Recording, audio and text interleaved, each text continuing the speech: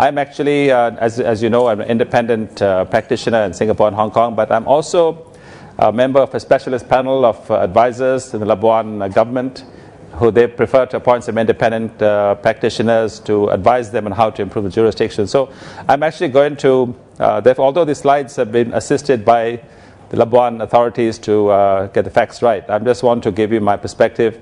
And there are quite a few slides here, so I'm not going to go through every one of them, and you have your chance to look at them at leisure later on for your reference. But I thought I'll just give you a quick overview. We only have 20 minutes.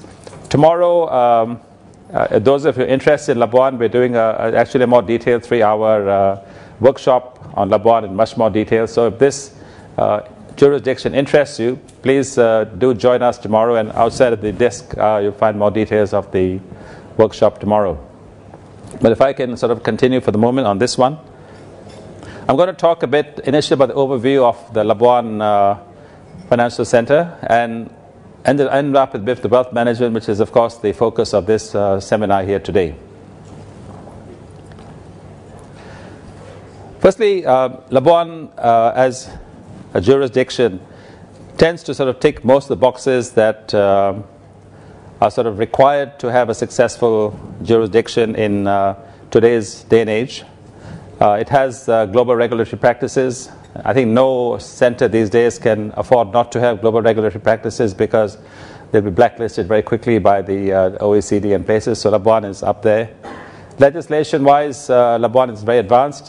They've tended to actually copy and paste the good jurisdictions which are successful outside. So they're quite up to date on that, which we can get into more detail later on.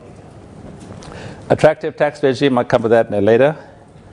Wealth management in industry, they've certainly catered for that in the instruments that are available in this part of the world. It's quite advanced.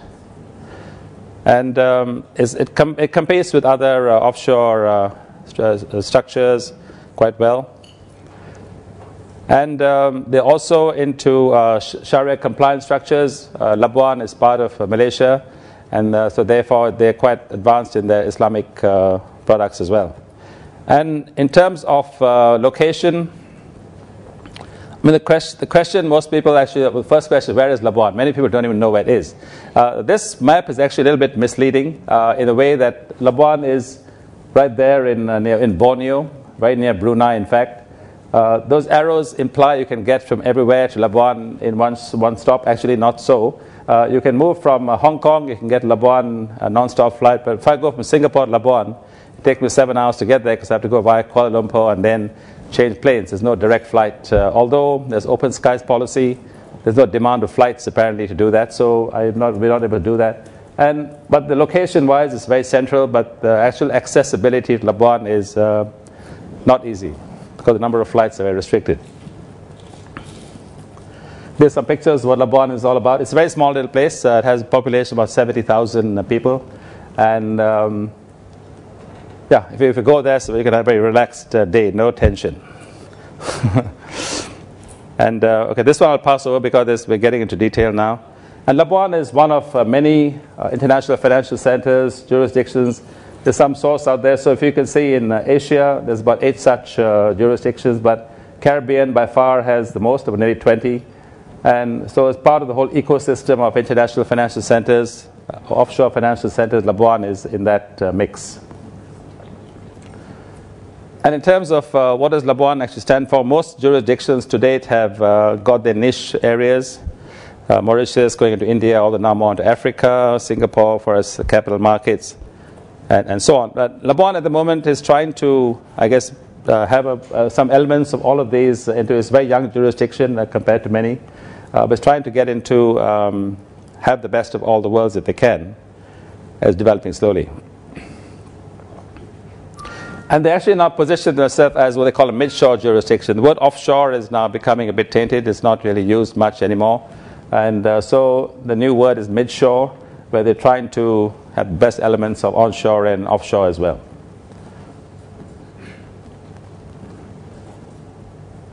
And here's where they try and strike a balance between confidentiality and compliance with international standards. I mentioned OECD before. Labuan is on the OECD whitelist. Malaysia has a wide range of tax treaties. I would say it's probably debatable how many of them actually apply to Labuan itself, because many countries will not give treaty benefits to a Labuan company because it has its own different tax system. And anti-money laundering and so on, again, is very, now all the latest rules are there, so the banks are very strict now about money moving in and out, and they want to see documentation. On the other hand, Labuan is trying best to maintain confidentiality. It has separate laws to the Malaysian offshore environment, doesn't disclose beneficiaries, doesn't register trusts. There's no fishing expeditions entertained, but I mean, as I mentioned earlier in the panel, this day and age of information exchange, I think Labuan itself would need to respond to legitimate requests for information from another jurisdiction. If it doesn't, then it also faces the danger of not being, could be blacklisted. For instance, I don't know if you're probably aware that India a few months ago blacklisted Cyprus for not being ready to give information to Indian authorities. And it's called non-cooperative jurisdiction, and the whole of Cyprus economy now has been badly hit for Indian investments. So just like that, so I think the countries out there who are actually benefiting from the use of its jurisdictions have a lot of power in actually being able to reduce the effectiveness of a jurisdiction if we don't cooperate. This is the sort of main activities that take place in Labuan. As you see, there are about 10,000 Labuan companies that exist at the moment. Now, if you compare this to BVI, which probably has 1 or 2 million companies, it's a very different jurisdiction to the typical offshore financial center, tax haven, as you would expect it to be. And to me, that's actually the strength of Labuan, because it has lesser companies and therefore under the radar screen, and it's easier to manage the jurisdiction. A number of banks, big multinational banks, have licenses in Labuan, insurance companies too. There are 36 trust companies in Labuan, and these are the companies who you have to go through to be able to set up Labuan structures. Leasing is an important activity in Labuan because of its attractive withholding tax regime. And then they also, in the wealth management space, Labuan foundations and trusts are also starting to gain more traction as there's more understanding of the jurisdictions. And because of the connectivity, as I mentioned, of Labuan earlier, so many of the Labuan companies are allowed to have certain operations in mainland Malaysia as well. For instance, you can have a marketing office of a Labuan company in Kuala Lumpur without creating tax issues. You can co-locate a Labuan holding company, and banks and insurance companies too. And Labuan International Trading Company, which is a very attractive tax incentive, can also have a presence anywhere in Kuala Lumpur or in other parts of Malaysia. Now, some of these co-locations does involve a tax implication. If you have a holding company coming into a Labuan company coming into Kuala Lumpur, then they were subject to Malaysian Income Tax Act as well.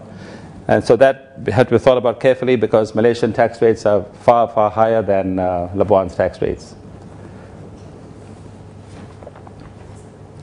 In terms of the type of vehicles that are used in Labuan, in particular, for most people, they'll think about a holding company or a trading company. Banking, insurance, and leasing are quite specialized, of course. Protected cell companies are interesting because Labuan is probably the only jurisdiction in this region of Southeast Asia, Northeast Asia, which has protected cell company legislation. And this is used quite a lot in the fund industry, where you can actually have one structure and protect the investment of a particular investor in a specific cell. On the trust side, they have private trust companies and a whole range of trusts and foundations I'll talk about later. And then LLPs, limited. So that in terms of the ecosystem of legal entities, Labuan has most of the structures that you can expect. Regulatory framework, the Labuan Financial Service Authority controls regulation. And again, they are subject to peer review audits from regulators in Europe and so on, so they have to meet the highest standards, otherwise they would be blacklisted again potentially. And legislation-wise, I mentioned earlier, the laws are quite up to date, and in 2010 was the last overhaul of the Labuan legislation, and most of the acts were updated at that time, Companies Act, foundations, and so on. So legislation-wise, I think we are in quite up to date. That's the detail. Let's talk about the tax regime, because this will probably interest people. Now, in Labuan, there's basically, you can have what's called Labuan business activity or non-Labuan business activity. And within the business activity, you can have trading companies and holding companies. So essentially, if you have a Labuan trading or non-trading activity from or through Labuan foreign currency with non-residents, then it's a very attractive tax regime. So look here, actually. The Labuan trading activity, the profits of audited net profits are taxed at 3% of the profit, or you can elect to have a flat 20,000 Malaysian ringgit tax. That is the equivalent to about $6,000 or $7,000 flat tax, irrespective of the profit made by the company. That's for a trading company. For a non-trading company, it's actually totally tax-free. And there's something that is attractive to many clients. In fact, we understand from our sort of associates in Labuan that many people choose to pay the 3%, although it could be more than 20,000 ringgit, because it shows you filed a tax return and actually paid some tax. There's some doubt about whether the 20,000 ringgit is actually a tax or a fee. And so to show a foreign tax authority you have actually paid some tax, many people chose to go down the 3% tax route. And there's complete generous exemption of withholding taxes, stamp duties, and personal tax is again exempt for foreigners, and no tax on dividends and capital gains and so on. So it's a pretty well a tax haven, so compared to, apart from the 3% tax you have to pay. So that's on at a very high level on Labuan tax. On wealth management capabilities, I think we can just mention here where we are. I mean, as I think has been said before, the wealth in this region is growing all the time, and all these stats are probably known to most people. If you look even at the ultra high net worth individual group has been growing, as is the mid tier, and the next tier below that is extremely fast growing group of people. So the amount of population which will require eventually services in the area of wealth management, either you're managing the funds, trusts and other structures, is very much a growing market in the long run. And as the Asian economies start doing well, of course the wealth is shifting as well. And this is a continuous process, and I don't think there's any slowdown being evidenced on this one, despite the country's economies going up and down. But overall the trend is still upwards in terms of wealth in Asia.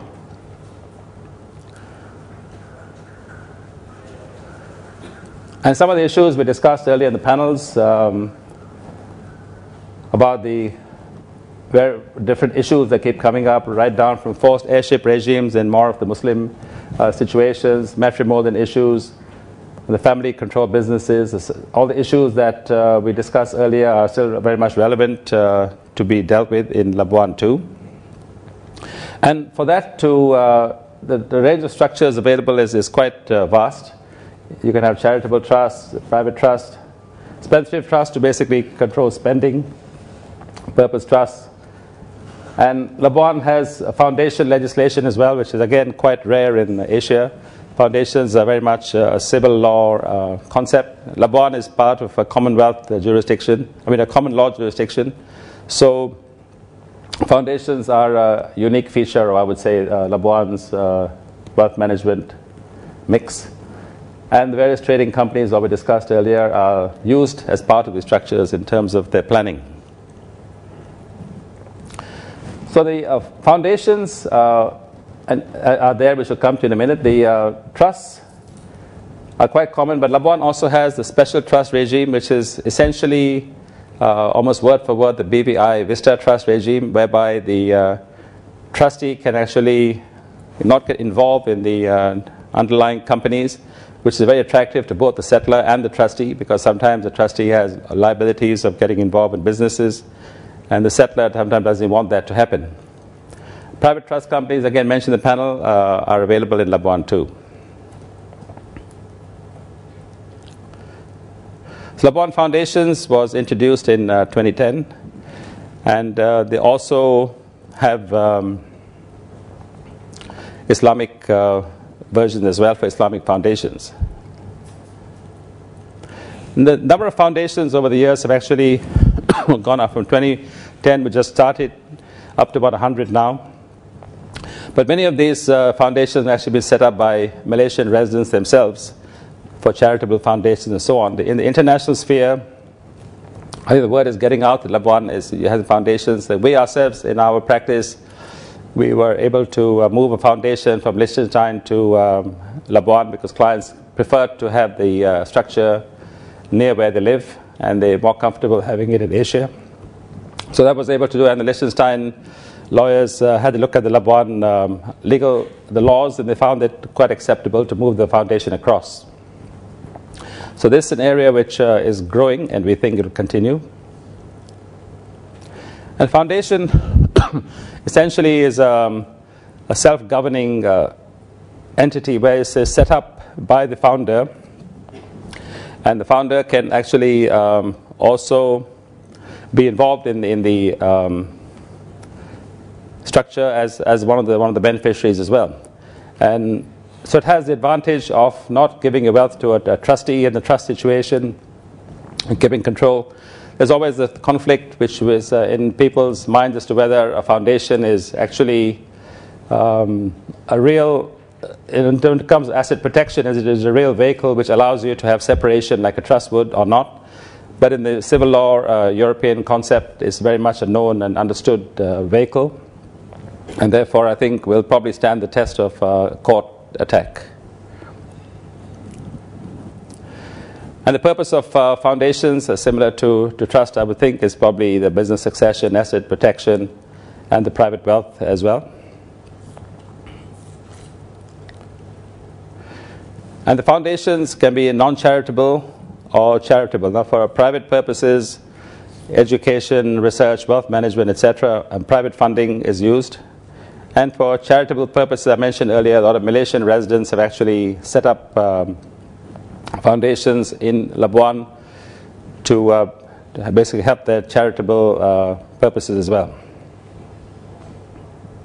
A typical structure of a foundation, the founder who can also be a beneficiary will set up the foundation, and there'll be a council set up to run the foundation who will have an officer who will then report the beneficiaries. So it's probably run like a proper structure. They could also appoint a protector to keep a watch on what the foundation is doing. But it's run more like a company structure, unlike a trust. Now, Labuan compares favorably with other jurisdictions which have foundations, Jersey, Bahamas, Mauritius. We've put in this example here. In most cases, what Labuan does is very similar to all the others are doing, the very few exceptions. So all these you can read at your leisure later on, I think. And for Labuan trusts, again, we have now two types of trust here. One is the standard Labuan trust, which is used, and you have the Labuan special trust as well. And apart from that, you also, even the standard trust would include the purpose trust for a specific purpose. The spendthrift trust I mentioned before, which actually restrict amount of expenditure which beneficiaries can get, and so on. And charitable trust is the traditional one to benefit charities. The Labuan Special Trust we find is very popular with clients because it enables them to carry on running their businesses, especially live businesses, and at the same time the trust structure is in place. In Singapore, for instance, we can't set up such a structure because Singapore trusts are typically meant for portfolio assets and properties and so on, which are basically passive in nature, and therefore the trustee can be involved, whereas a live business which is beyond his scope will cause too much risk for the trustee. So this is, for us, we find very popular. A trust, again, which I think many of you will understand, is the settler will establish a trust, basically pass on the assets to the trustee, who will hold them on behalf of the beneficiaries. And a protector or enforcer is often appointed by the settler to look after the activity of the trustee and have the power, in fact, to change the trustee if he doesn't perform as planned. And again, for the settler and trustee, I think all these are these are just definitions, so I won't go into that in detail now.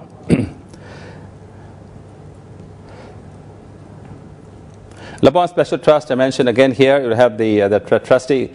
The trustee in this case would have to be a Labuan licensed trust company. And there will be an underlying Labuan company which will then hold the assets. So therefore, the Labuan part of the structure is pretty. You can have a co-trustee which is not Labuan licensed, but the main one of the trustees must be Labuan licensed. And that trust company is, of course, regulated by the Labuan Financial Service Authority to make sure that they are complying with all the legislation. And additional parties can be appointed, like the enforcer and protector I mentioned. And the assets of the trust could be Malaysian assets. Typically, Labuan is set up to avoid, is more to deal with non-residents of Malaysia, but for certain exceptions, Labuan structures can invest in Malaysian assets as well and deal with Malaysian residents. But essentially, it's aimed at non-residents using Labuan Malaysia and not with Labuan residents. And the duration of trust, the Labuan doesn't have perpetuity period, which is again attractive to some families. Some countries have 100 years and so on like that. And the trustee, as I said, the business of benefits of Labuan Special Trust, the trustee does not interfere in the management or conduct of the business of the company, and it shall not instigate or support of any action by the company against the director. So therefore, the trustee is hands off in running the thing. And you can, if you want to, actually register the trust to protect. Again, not to register a trust to protect privacy. And of course, in practice, most people don't register these trusts. But foundations, on the other hand, are always registered with the authorities. I think private trust companies are it's a trust vehicle, but this one is in the control of the family itself, whereby the family establishes the trust, and then the settler will then move the assets into a private trust company with the beneficiaries. But in the Labuan case, they would have to have an agent in Labuan who is the Labuan Trust Company. And the private trust company has the advantage, of course, that you are controlling the trust yourself without a licensed trustee getting involved. Once again, the purists will argue that private trust company is not as secure as a proper trust in terms of creditor protection, asset protection. But nevertheless, because of the convenience of such structures, they are quite popular in most jurisdictions. If you compare these three vehicles, I think all this we've discussed before, but I think you can look at it in leisure, but each one has its own governance issues. But the typical company doesn't have the protection from asset protection, whereas trust would.